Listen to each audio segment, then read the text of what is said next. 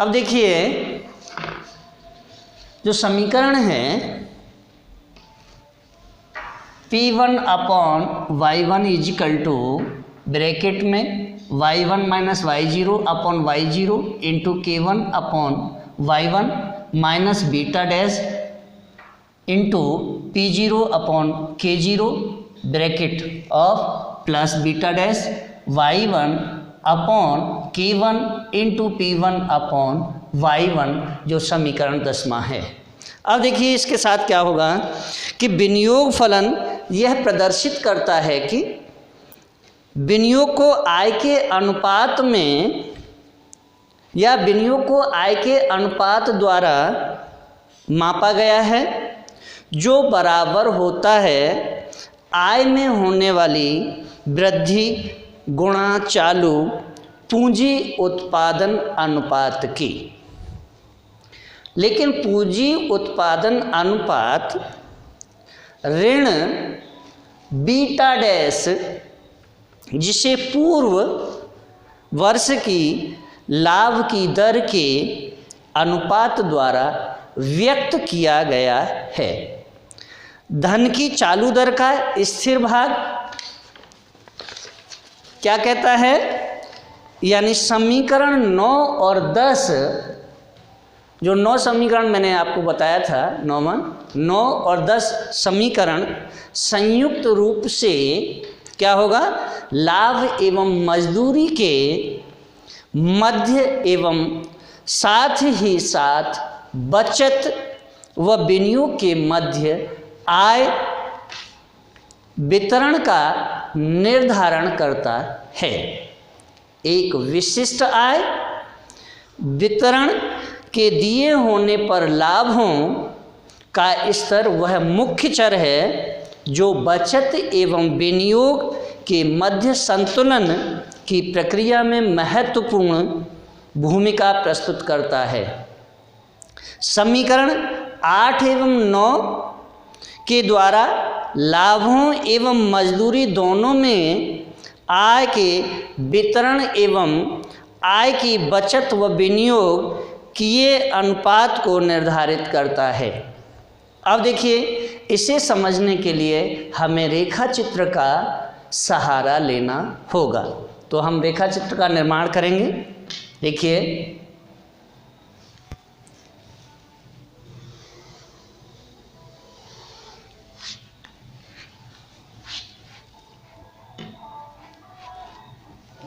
मेरे साथ ही आप रेखा चित्र का निर्माण करें।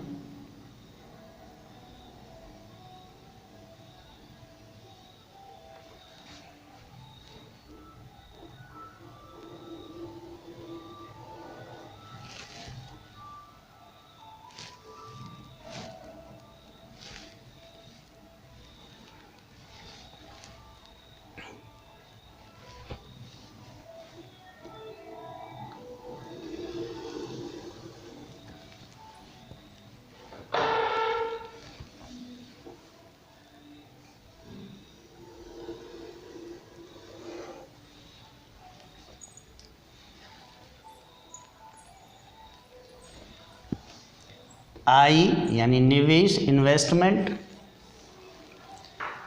यह जो रेखा है यह निवेश की है, यह जो रेखा है यह एस यानी सप्लाई सेविंग, और देखिए ओ एक्स अक्ष वाई अक्ष, जहाँ यह दोनों ही एक दूसरे को अंतर छेदित करती हैं वह जो बिंदु होगा वह बिंदु होगा P।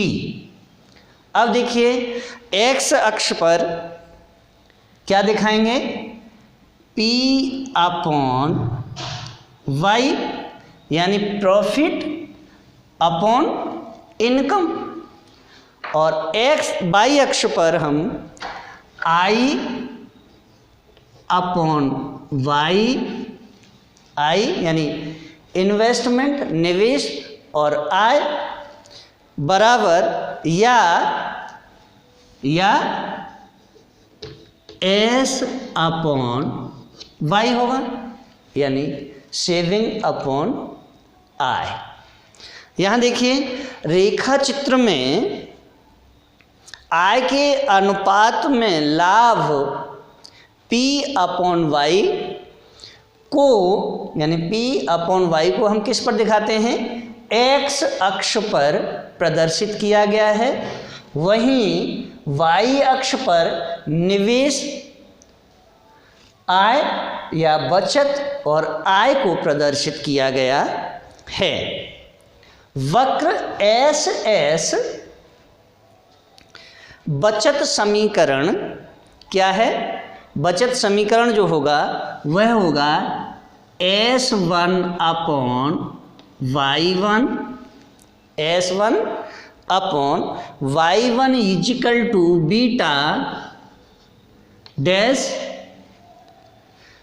प्लस क्या होगा, तो देखिए बीटा डैश या beta plus alpha minus beta, alpha minus beta, और जब एल्फा माइनस बीटा है तब क्या होगा, P1/Y1 क्या हो जाएगा, P1 और अपॉन Y1। यह जो समीकरण है इससे हम क्या दिखाते हैं, को तथा I यानी I और I जो विनियोग रेखा है वह विनियोग समीकरण 8 को प्रदर्शित करता है। इन दोनों वक्रों के ढाल यानी क्रमशः एल्फा और बीटा तथा बीटा डैश क्या है, beta dash P1/Y1, beta dash into P1/Y1, लेकिन यहाँ Y1 को ना लेंगे, क्योंकि हम यहाँ पूंजी को दिखा रहे हैं, इसलिए y की जगह पर हमें k को लेना पड़ेगा, और यह जो होगा बीटा डैश इंटू P1/K1, और जब K1 होगा तो इसके द्वारा प्रदर्शित किए गए क्या, बचत विनियोग से सापेक्ष तेजी से बढ़े, तो इसका अभिप्राय यह है कि आय के अनुपात में या आय के अनुपात के रूप में बचतों का स्तर संतुलन मूल्य से अधिक होगा, लेकिन कीमतों व लागतों में होने वाले सापेक्षिक परिवर्तनों के द्वारा संतुलन मूल्य से अधिक होगा, लेकिन सापेक्षिक जो कीमतें हैं और जो लागतें हैं उनमें होने वाला जो परिवर्तन है या जो सापेक्षिक परिवर्तन है, वह जो परिवर्तन होगा वह होगा लाभ के स्तर में होने वाले परिवर्तन साम्य वृद्धि पथ की पुनर्स्थापना के। इस साम्य पथ का पुनर्स्थापन तब संभव होगा जब, देखिए कब संभव होता है, जब एस डैश यानी एस और एस डैश वक्र का जो ढाल है वह आई वक्र के ढाल से अधिक होगा, अर्थात दशा क्या होगी, अर्थात जो समीकरण होगा वह समीकरण होगा आपका एल्फा। देखिए अब एल्फा क्या है, alpha minus beta greater than beta dash. अब देखिए alpha minus beta greater than beta dash into Y T upon, अब वाई टी जब है तो यहाँ क्या होगा, कैपिटल यानी पूंजी टी, आय समय और पूंजी समय। और यह जो समीकरण होगा आपका, यह समीकरण होगा 11वां। कौन सा? 11वां समीकरण।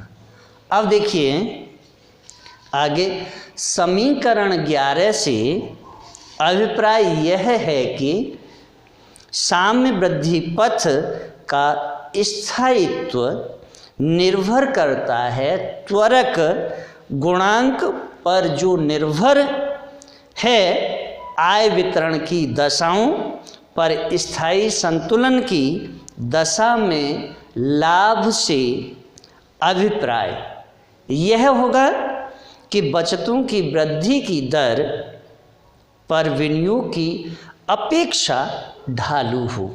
जब विनियोग की अपेक्षा ढालू होगा तो यह जो प्रणाली है, यह प्रणाली सफलतापूर्वक कार्य कर सकती है जब दो दशाएं इसमें उत्पन्न हो जाती हैं। कौन कौन सी दशाएं उत्पन्न हो जाती हैं? तो चलिए अब इसे हटा लेते हैं। देखिए, दो दशाएं जब उत्पन्न होंगी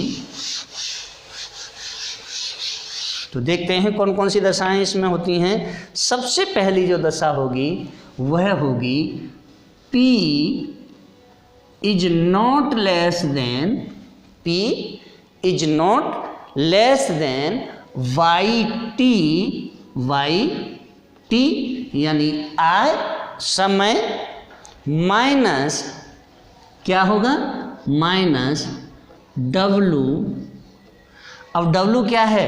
वेज यानी मजदूरी। और जब मजदूरी हो तो यह मिनिमम हो। कितनी? मिनिमम यानी न्यूनतम मजदूरी। कौन सी होगी? न्यूनतम मजदूरी। और जब न्यूनतम मजदूरी है तो यह जो समीकरण होगा, यह समीकरण होगा 12वां। अब देखिए, जब 12वां समीकरण निकाल लेते हैं तो फिर देखिए क्या होता है, PT अपॉन YT यानी PT अपॉन YT, और PT अपॉन YT जब है तो इज नॉट ग्रेटर देन। अब देखिए, इसमें इज नॉट लेस देन है, इसमें इज नॉट ग्रेटर देन किसके होगा? M के। किसके होगा? M के। तो M के क्यों है?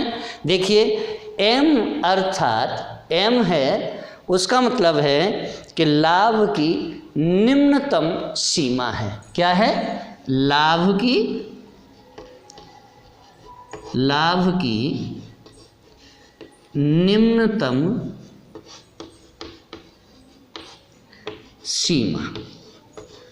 और यह जो समीकरण होगा, यह आपका समीकरण होगा 13वां। अब देखिए, 13वां समीकरण होने के बाद में अब हम देखते हैं कि समीकरण 13 में वर्णित सीमा से अभिप्राय, समीकरण 13 में जो वर्णित सीमा है यानी PT upon YT is not greater than M, तो इस समीकरण में 1 व 5 द्वारा निर्धारित लाभ श्रम को क्या करता है? जीवन निर्वाह मजदूरी बिल का भुगतान करने में या बिल का भुगतान करने के उपरांत उपलब्ध अतिरिक्त से अधिक नहीं होना चाहिए। अगर ये अधिक होगा तो देखिए, समीकरण 13 में जो वर्णित सीमा से आशय हमारा यह होगा कि समीकरण 1 व 5 से प्राप्त लाभ की उस न्यूनतम सीमा से कम नहीं होने चाहिए जो उपक्रमी के लिए आवश्यक है तथा जिन पर वह अगला विनियोग करने के लिए प्रोत्साहित होता है। माना कि, अब देखिए, माना कि दोनों सीमाएं संतुष्ट होती हैं, ये भी संतुष्ट होती है और यह भी संतुष्ट होती है, हमने यह मान लिया है। तो देखिए क्या होता है, दोनों सीमाएं अगर संतुष्ट होती हैं तब तकनीकी जो प्रगति है यानी टेक्निकल प्रोग्रेस, वह समीकरण 6 से यह सूचित करती है कि आय एवं पूंजी में हर अगले समय में वृद्धि होती है तथा अर्थव्यवस्था सतत रूप से गति करते हुए अविरत वृद्धि के अल्पकालीन संतुलन को प्राप्त करती है। इस प्रक्रिया को हम नेक्स्ट रेखा चित्र से समझते हैं और देखिए वह रेखा चित्र क्या है। तो अब हम इसे रेखा चित्र को हटाते हैं, दूसरा रेखा चित्र का निर्माण करेंगे।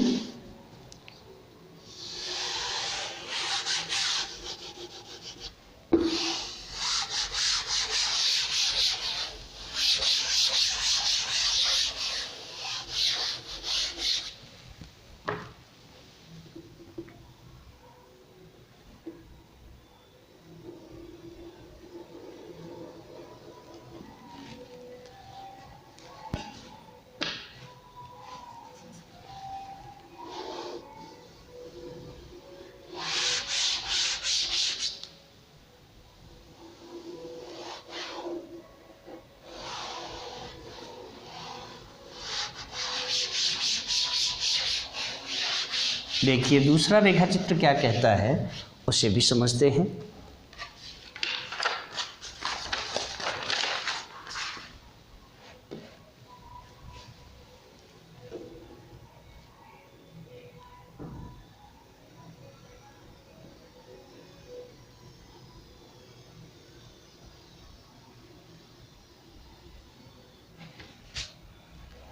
यह 45 अंश रेखा। अब देखिए इसके साथ क्या होगा, इसके साथ हमें क्या करना है, टी यानी टेक्निकल जो प्रोसेस है वह क्या करता है। तो ये क्या है, टी और टी से देखते हैं हम क्या है। अगर हम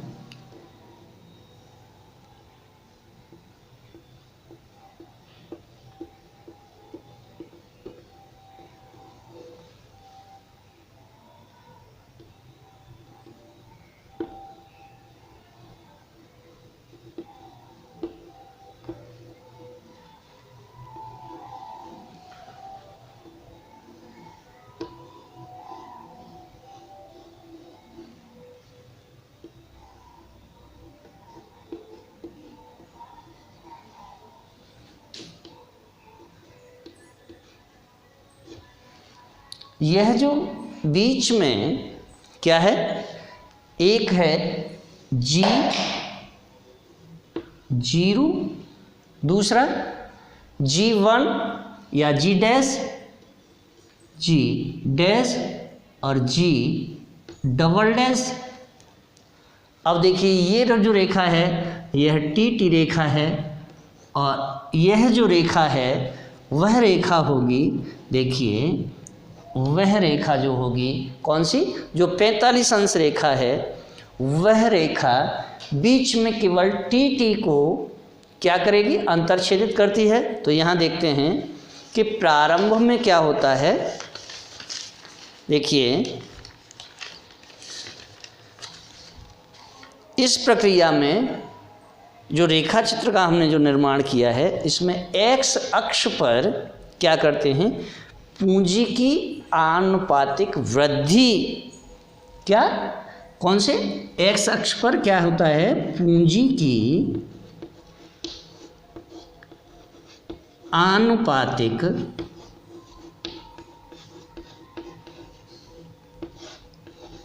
वृद्धि है। और देखिए जब एक तरफ पूंजी की आनुपातिक वृद्धि है तो y अक्ष पर क्या है, y अक्ष पर आय की आनुपातिक वृद्धि होगी। क्या होगी, आय की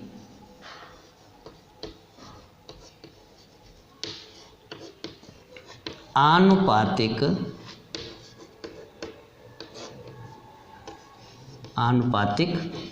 वृद्धि।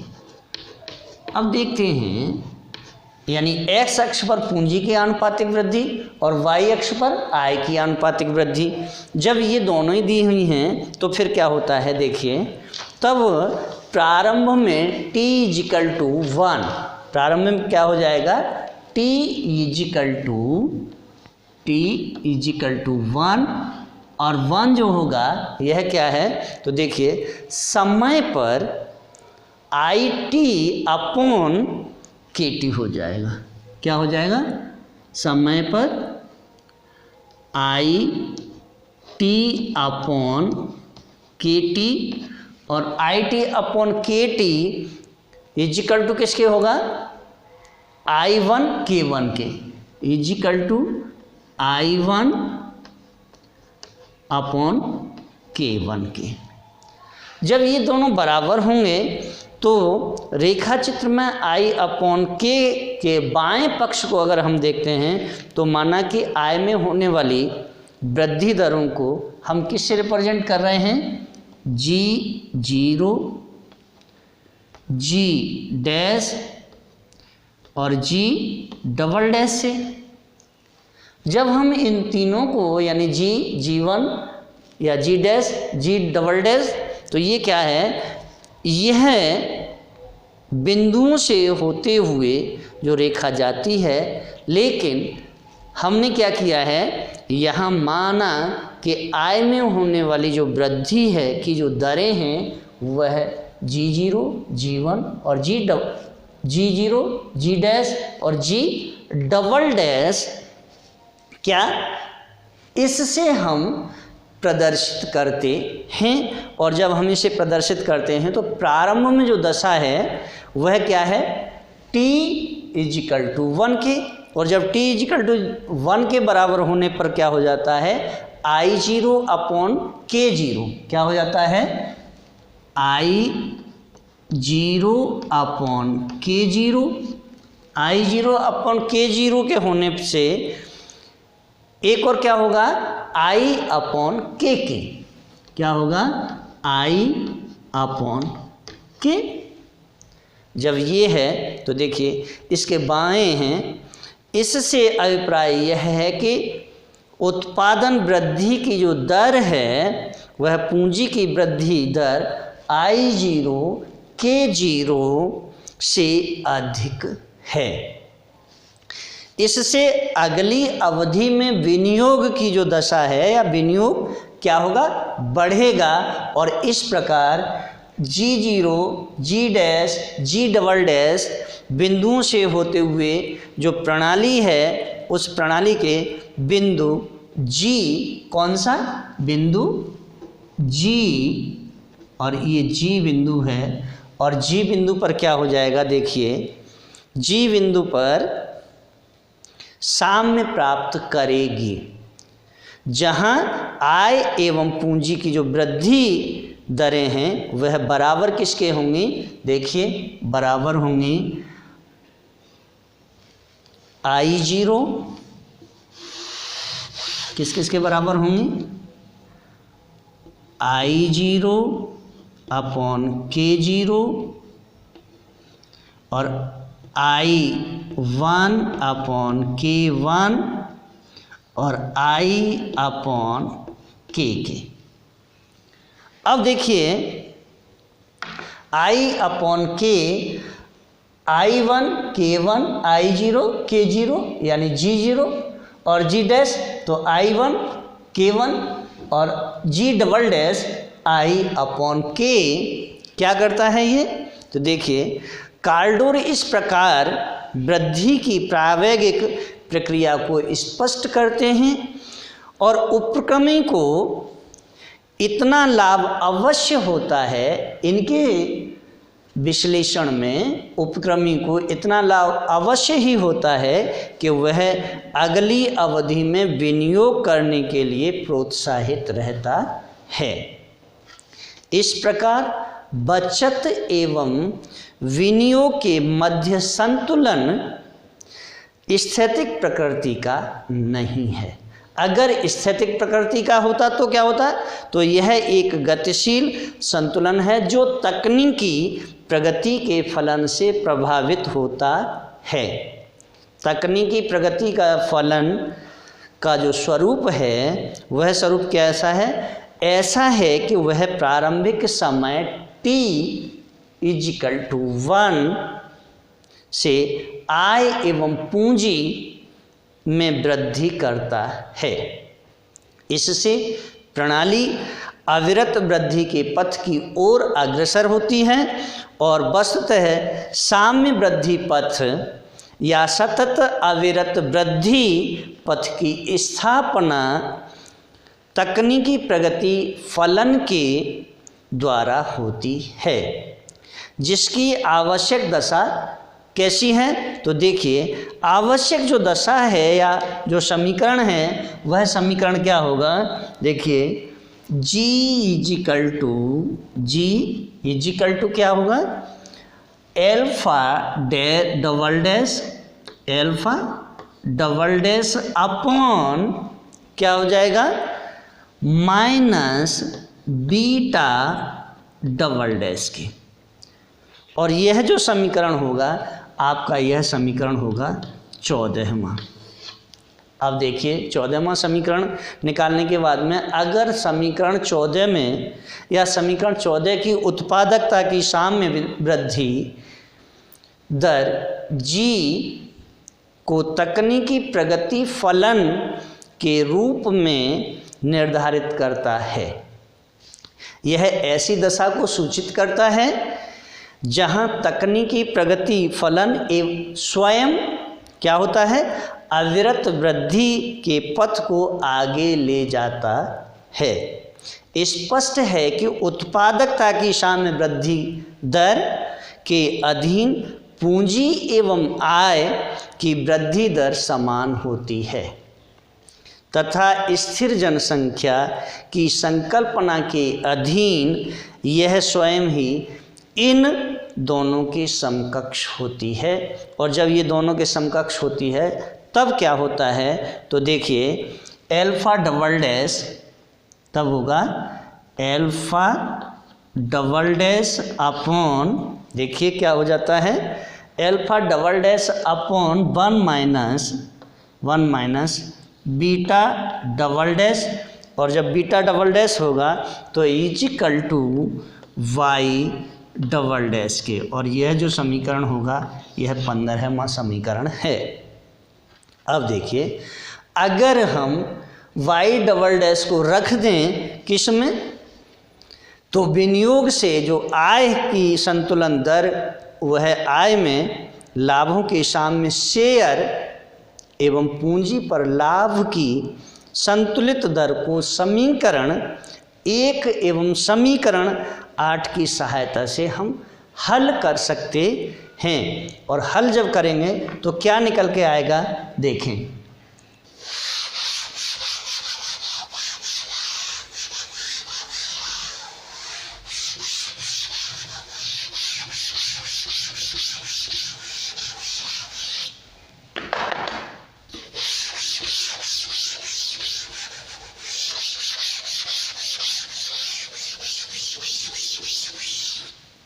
तब देखिए क्या होता है, 1/k और 1/k अगर है तो क्या होगा? = y डबल डैश। और जब y डबल डैश है तो क्या होगा? तो देखिए k/r हो जाएगा। क्या हो जाएगा? k/r। और जब k/r होता है तो यह जो समीकरण होता है यह समीकरण आपका 16वां है। अब देखिए, 16वें समीकरण को भी अगर हम क्या कर दें, समीकरण 9 से क्या कर दें, समीकरण 9 के साथ में अगर हम प्रतिस्थापित करते हैं तो जो सॉल्यूशन आता है वह आता है s/y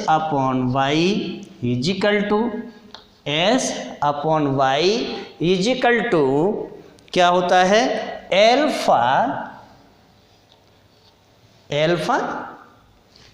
s/y alpha p/y plus beta, यानी p/y प्लस बीटा। और जब ये बीटा होगा तो क्या होगा? तो देखिए 1 माइनस क्या 1 माइनस पी अपॉन, अब देखिए पी अपॉन क्या वाई, क्यों होगा पी अपॉन वाई, यानी 1 में से, एक में से पी अपॉन वाई को घटा देंगे तो बीटा से मल्टीप्लाई कर देंगे और इसे इससे जोड़ देंगे, और जोड़ने के बाद जो वैल्यू आएगी वह यह वैल्यू होगी।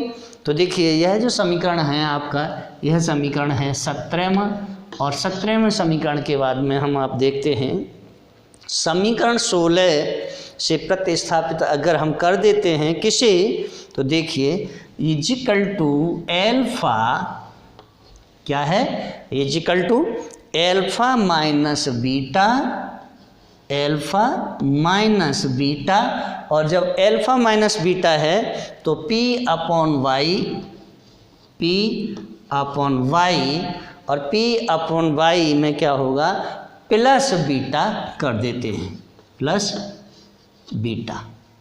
अब देखिए समीकरण 16 से प्रतिस्थापित अगर हम करें तो क्या होता है, तो देखिए समीकरण 16 से किससे, समीकरण किससे 16 से प्रतिस्थापित करने पर देखिए क्या आता है हमारे समक्ष, प्रतिस्थापित करने पर देखिए y डबल डैश के अपॉन वाई, यानी y डबल डैश के upon Y equal to alpha minus beta, equal to alpha minus beta, और इसे ब्रैकेट में बंद कर दीजिए, और इसके बाद में p upon Y plus beta, क्या p upon Y plus beta होगा। और जब p upon Y plus beta है तो देखिए क्या होता है, तब p अपॉन वाई, अब हम यहाँ से ले लेते हैं p अपॉन वाई, और p upon Y equal to क्या हो जाएगा, देखिए y डबल डैश के अपॉन वाई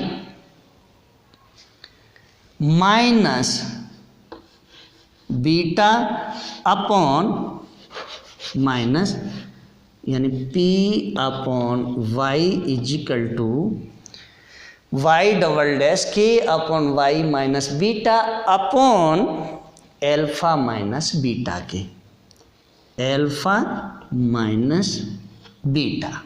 और जब एल्फा माइनस बीटा होता है तो यह जो समीकरण होगा यह आपका समीकरण होगा 18वां, यानी 18 इक्वेशन। अब देखिए हमने आपके समक्ष 18वां समीकरण सॉल्व किया। अगर हम इसके दोनों पक्षों को y अपॉन के से भाग दे देवें, किसके, इसके y अपॉन के से दोनों पक्षों में भाग दे देते हैं तो क्या निकल के आता है, p अपॉन के, क्या p अपॉन के इजिकल टू, देखिए क्या है y डबल डैश, और y डबल डैश है तो माइनस बीटा, और जब माइनस बीटा है तो y अपॉन के कर देते हैं, y अपॉन के अपॉन, अब देखिए y अपॉन के अपॉन एल्फा माइनस बीटा की, किसके, एल्फा माइनस बीटा। और यह जो समीकरण होगा यह आपका 19वां समीकरण है। अब देखिए हेरोड के मॉडल के साथ चलते हुए कार्डोर ने यह स्पष्ट किया है कि समीकरण 16 को समीकरण 9 के साथ देखते हुए यह कहा जा सकता है कि यह हेरोड की आवश्यक वृद्धि दर का विपरीत है, जबकि समीकरण 14 हेरोड की जो प्राकृतिक वृद्धि की दर है, यानी एक तो कौन सी है, GW है, GW इसे बोलते हैं आवश्यक वृद्धि दर, आवश्यक वृद्धि दर।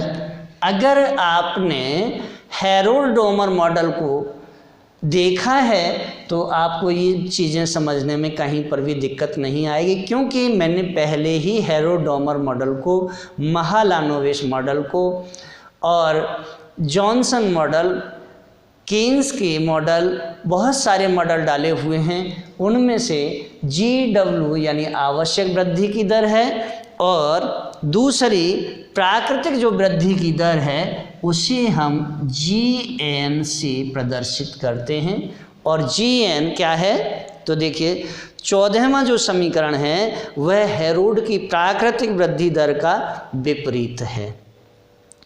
हेरोड की शब्दावली का प्रयोग करते हुए यह स्पष्ट किया जा सकता है कि क्या प्रणाली की ऐसी संतुलन दर की ओर जाने की जो प्रवृत्ति रखती है, क्या है, जहां वृद्धि की आवश्यक दर GW तथा वृद्धि की प्राकृतिक दर GN बराबर क्या होती हैं, बराबर होती है। कब, यदि दोनों में कोई भिन्नता हो तो ऐसी शक्तियाँ उत्पन्न होंगी, किसमें, मॉडल में ऐसी शक्तियाँ उत्पन्न होंगी जिससे इस अंतर को दूर किया जा सकता है या दूर किया जाना संभव होगा। जब यह संभव होगा तो यह शक्तियाँ अंशतः क्या होगा, अंशतः वृद्धि की आवश्यक दर के एक समायोजन द्वारा कार्य करेंगी। और जब ये समायोजन के द्वारा कार्य करती हैं तब देखिए, अब हम, चूँकि मैंने जब आपको इस मॉडल का अध्ययन कराना शुरू किया तो लास्ट वाली जो मान्यता थी उसके अंतर्गत मैंने आपको एक तो स्थिर जनसंख्या का अध्ययन कराया, और स्थिर जनसंख्या के अंतर्गत यह अध्ययन है। अब मैं आपको जो अध्ययन कराऊंगा वह अध्ययन होगा बढ़ती हुई जनसंख्या के साथ। तो देखिए, अब हम जो अध्ययन करेंगे वह करेंगे बढ़ती हुई जनसंख्या के साथ में। तो देखिए, जब बढ़ती हुई जनसंख्या होती है तो उसका एक्सप्लेन जब हम करेंगे तो कैसे करते हैं, देखते हैं। अब देखिए, मॉडल की व्याख्या किसके साथ करेंगे हम, बढ़ती हुई जनसंख्या के साथ में। क्या, मॉडल की व्याख्या, मॉडल की व्याख्या यानी एक्सप्लेन मॉडल का किसके साथ करेंगे, बढ़ती हुई जनसंख्या, बढ़ती हुई जनसंख्या।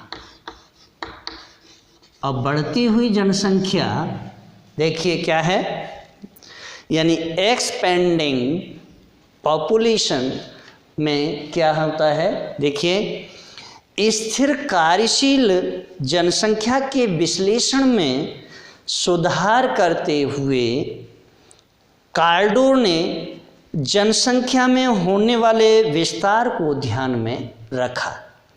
उन्होंने इस विचार का विस्तार या विचार का आधार लिया कि जनसंख्या में होने वाली वृद्धि जीवन के निर्वाह के साधन में वृद्धि की दर का फलन होती है।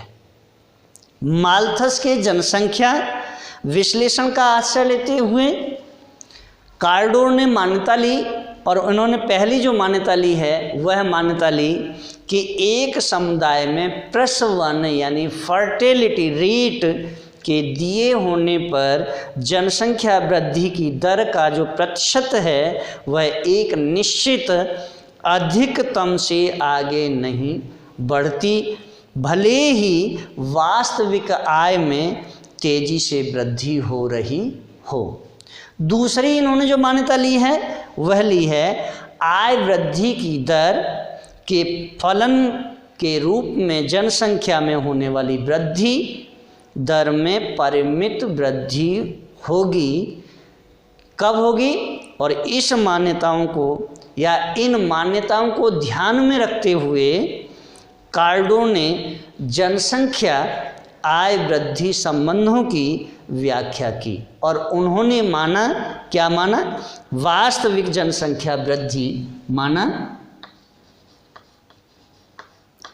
वास्तविक जनसंख्या वृद्धि, और वास्तविक जनसंख्या वृद्धि इज इक्वल टू क्या होगा, आई टी के। किसके? I T. लेकिन जनसंख्या वृद्धि की अधिकतम दर, अब यहाँ देखिए, जनसंख्या वृद्धि की अधिकतम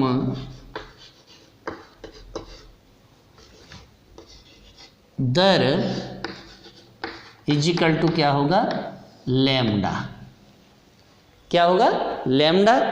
और आय में वृद्धि की जो दर है वह होगी जीटी के।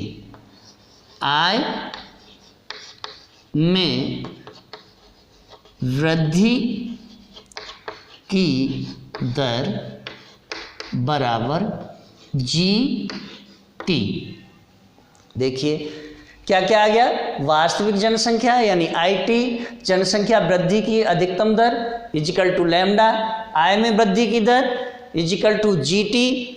और तब इसमें तीन संभावनाएं उत्पन्न हो जाती हैं या तीन संभावनाएं विद्यमान होती हैं। और वह कौन कौन सी संभावनाएं विद्यमान होती हैं? नंबर एक जो संभावना विद्यमान होती है वह होती है जी टी। देखिए G T equal to lambda. क्या होता है? G T equal to lambda के। दूसरी संभावना, और दूसरी जो संभावना है वह है G T less than lambda की। तीसरी जो संभावना है वह है G T greater than lambda. तीन संभावनाएं इसमें प्रदर्शित होती हैं। अब देखिए कार्डोर ने प्रथम दो संभावनाओं को संयुक्त रूप से या संयुक्त रूप में एवं तीसरी संभावना को पृथक रूप से ध्यान में रखा है। उन्होंने यह संकल्पना की कि अविरत वृद्धि की जो दशा है वह तब होती है जब जीटी क्या होती है, जब जीटी, अब देखिए जीटी क्या है, जीटी है आय में वृद्धि की दर, और GT is not less than lambda. क्या? Is not less than lambda. और जब is not less than lambda है तो क्या होगा, तब आई टी इजिकल टू, तब क्या होगा, तब I T equal to G T के। तब I T equal to G T, और I T equal to G T है वह पहली व दूसरी संभावना है, यानी ये और ये है। लेकिन यहाँ देखते हैं यदि G T greater than lambda हो तब, यानी जी टी ग्रेटर देन कौन सा, इज नॉट, ग्रेटर देन कैसा हो, ग्रेटर देन यानी जी टी ग्रेटर देन अगर लैम्डा है तो, या तब क्या होता है, तब होता है I T equal to lambda की। तब I T equal to lambda की। और यह जो संभावना है यह तीसरी संभावना होती है। कार्डोर ने मुख्यतः G T greater than lambda की दशा को ध्यान में रखा एवं इसके संबंध को आय की वृद्धि दर के साथ निर्धारित करना चाहा। लेकिन ऐसा करते हुए उन्होंने आय वृद्धि की दर को जनसंख्या वृद्धि की दर को एक समान मात्रा के साथ घटाया, अर्थात तकनीकी प्रगति फलन के दोनों पक्षों में लैम्डा को घटाने पर क्या मिलता है, तो देखते हैं। अगर हम दोनों पक्षों में लैम्डा को घटा देते हैं तो हमारे समक्ष जो समीकरण होता है वह समीकरण क्या होगा, देखिए। तब समीकरण आपका होगा yt equal to yt minus 1 yt minus 1 और t minus 1 minus yt upon, अब देखिए अपॉन में क्या लाना है, अपॉन yt और yt माइनस लैम्डा, क्योंकि हमने कहा लैम्डा को घटा देने, तो माइनस लैम्डा। अब देखिए जब लैम्डा को घटाएंगे तो क्या निकल के आएगा, alpha double dash minus beta double dash, क्या आएगा, alpha double dash minus beta double dash, और बीटा डबल डैश के साथ में क्या हो जाएगा, alpha double dash plus beta double dash के साथ क्या निकल के आता है, आई अपॉन के टी माइनस लैम्डा के, आई अपॉन के टी माइनस लैम्डा। और यह जो समीकरण होगा, यह समीकरण होगा आपका 20वां, यह 20वां समीकरण है। अब देखिए इसके साथ ही समीकरण 14 के साथ अगर हम इसमें क्या कर देवें, 14 के साथ या 14 के अनुरूपी से क्या करते हैं, तो देखिए yt minus 1 minus yt upon yt तथा क्या होगा, it upon kt is equal to gt के, क्या हो जाएगा, इजिकल टू gt। और इसके साथ ही तब क्या होता है, gt माइनस लैम्डा, तब होता है gt माइनस लैम्डा, और gt माइनस अगर लैम्डा है तो इजिकल टू क्या होता है, एल्फा डबल डैश और alpha double dash plus beta double dash, यानी alpha double dash plus beta double dash, और gt alpha double dash plus beta double dash gt minus lambda, क्या होगा, gt माइनस लैम्डा हो जाएगा। और gt minus lambda जब होता है तो gt minus lambda is equal to, यानी gt minus lambda is equal to, देखिए एल्फा डबल डैश अपॉन किसके होगा, एल्फा डबल डैश अपॉन होगा 1 माइनस बीटा डबल डैश के, 1 माइनस बीटा डबल डैश। लेकिन यहाँ यह भी हो सकता है कि gt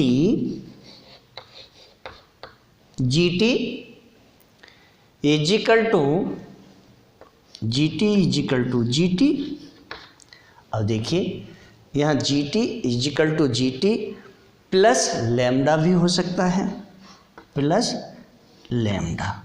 और जब ये होगा तो दीर्घ काल में आय की जो वृद्धि की दर है gt प्लस लैम्डा होती है, और कार्लडोर के मॉडल में या कार्लडोर के मॉडल के अनुसार तकनीकी प्रगति का जो फलन है वह आय वृद्धि एवं जनसंख्या वृद्धि के एक दिए स्तर के संबंध को रेखा चित्र द्वारा हम स्पष्ट कर सकते हैं। तो देखिए अब हम एक रेखा चित्र का निर्माण करेंगे।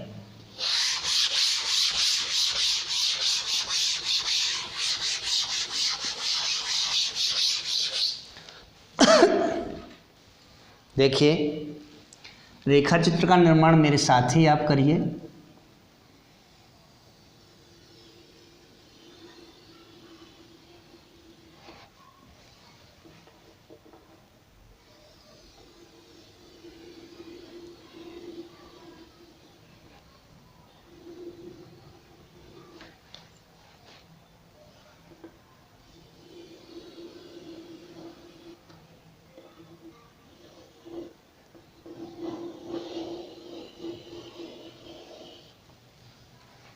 यहाँ क्या है, पहले 45 अंश कोण, 45 अंश रेखा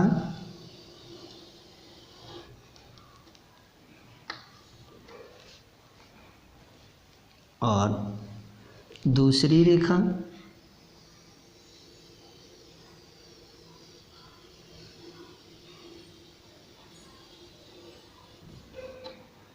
यह 45 अंश। अब देखिए यह जो रेखा है यह एक बिंदु के बाद में क्या हो जाती है, कब होगी ये भी देखें। यह तब होती है जब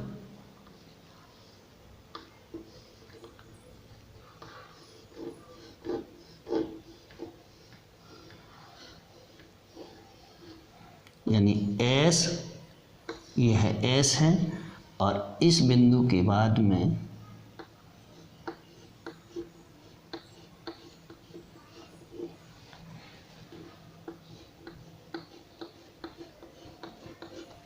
अब देखिए यह जो बिंदु है यह बिंदु होगा आपका S।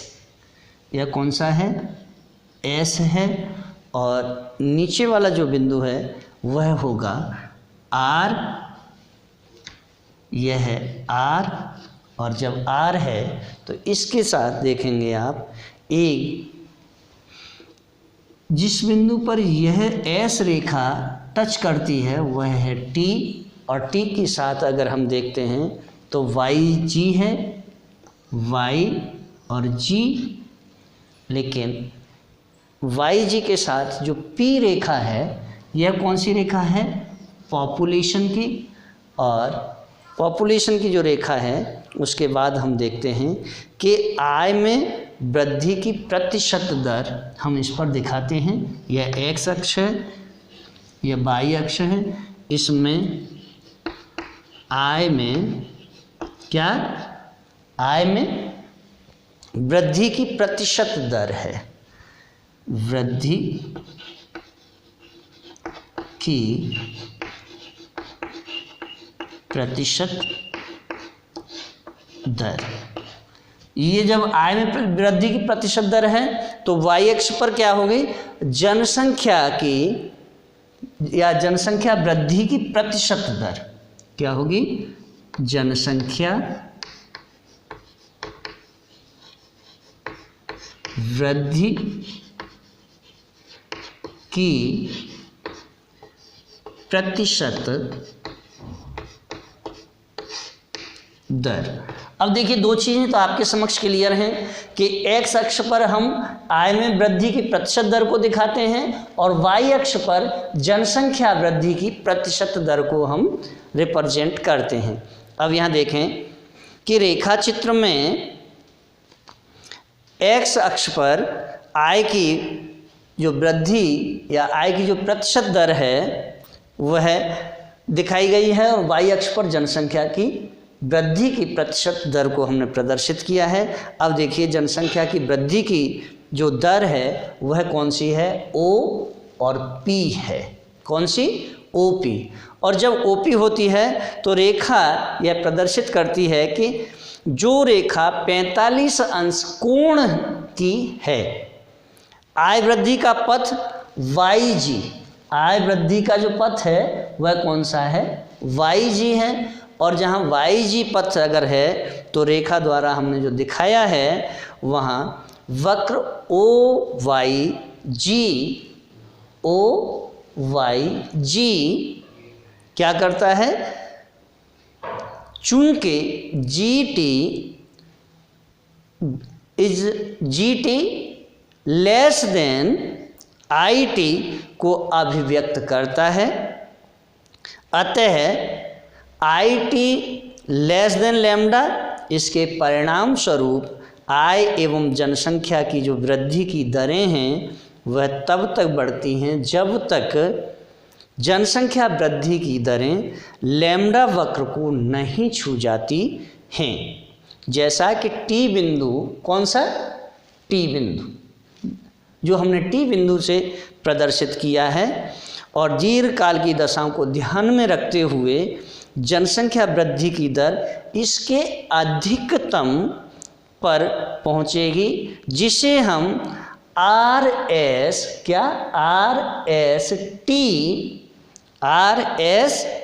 टी लैम्डा के क्षैतिज भाग के द्वारा दिखाते हैं। कौन सा है? RS टी और यह लैम्डा है। ओके, इससे हम इसे प्रदर्शित करते हैं। अब देखिए, जब जनसंख्या वृद्धि की दर अधिकतम स्तर पर पहुंच जाती है तब पैमाने के स्थिर प्रतिफल की दशाएं देखने में आती हैं। इससे तात्पर्य है कि प्रतिस्थापन की या प्रति व्यक्ति जो पूंजी की एक दी हुई मात्रा पर प्रति व्यक्ति उत्पादन परिवर्तन से अपरिवर्तित रहते हैं, अर्थात उत्पादकता की वृद्धि दर जनसंख्या में होने वाले परिवर्तन से प्रभावित नहीं होती है।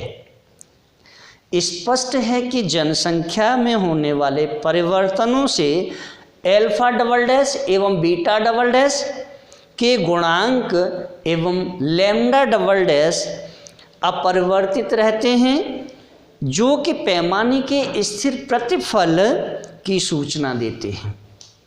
यह मान्यता एक नवीन व सापेक्षिक रूप से अल्प जनसंख्या वाले देशों पर लागू होती है।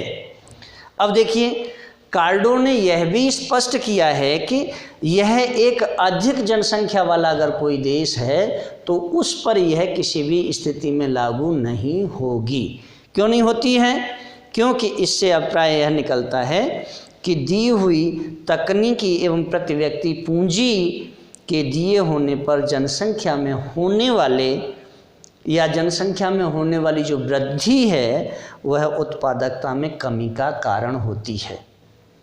ऐसी स्थिति में तकनीकी प्रगति का जो फलन का आकार होगा वह होगा TP से भिन्न। क्या होगा? T और P से भिन्न हो जाएगा। और जब TP से भिन्न हो जाता है तो देखिए फिर एक नए रेखा चित्र के माध्यम से हम और अच्छी तरीक़ा से इसे डिफाइन करते हैं।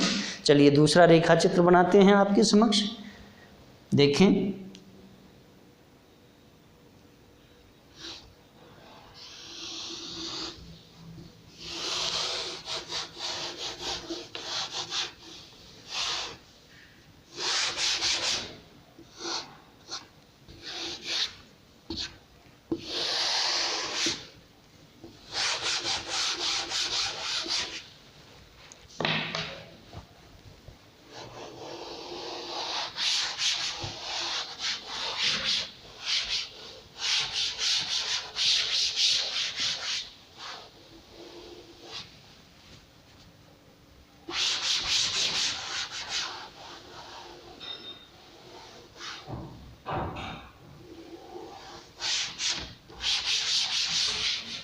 देखिए क्या होता है।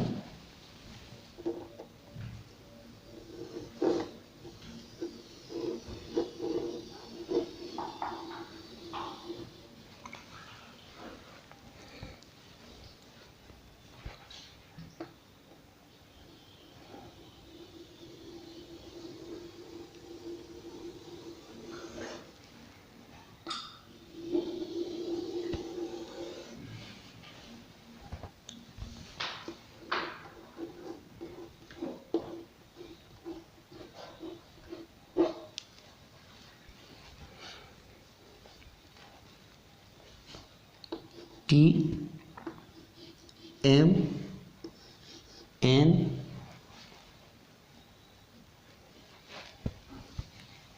A और P। अब देखिए रेखा चित्र में तकनीकी वृद्धि का जो फलन TP है वह x अक्ष को क्या करता है, बिंदु टी पर काटते हुए जाता है, एक्स अक्ष को बिंदु टी पर काटते हुए जाता है। इससे अभिप्राय यह है कि प्रति व्यक्ति उत्पादन की जो दर है वह स्थिर स्तर पर बनाए रखने के लिए प्रति व्यक्ति पूंजी की एक निश्चित प्रतिशत वृद्धि की आवश्यकता होती है। वक्र टी